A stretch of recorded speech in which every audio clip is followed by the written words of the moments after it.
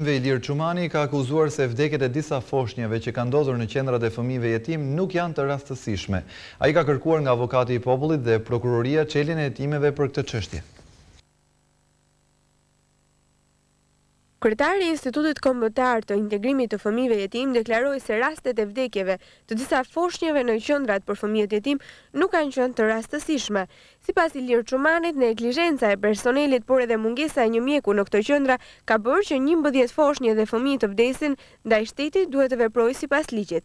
Në mënyrë përsëritur ne kemi këmbgulur që në këto institucione duhet të jetë e pranishme personeli mjekësor, asistenca mjekësore, por pjesë tjetër e përgjegjësisë bie mbi atë personel shërbimi që me veprimet dhe mosveprimet e tyre kanë sjellë për pasojë këto vdekje që janë tashmë prezente dhe dihen publikisht. Instituti Kombëtar për Integrimin e Fëmijëve ka kërkuar avokatit të popullit dhe prokurorisë së përgjithshme të nisë një hetim rreth arsyeve që çuan në vdekjen e foshnjave. Sipas të dhënave, shteti shqiptar paguan $300 në vit për kujdesin e çdo fëmije jetim.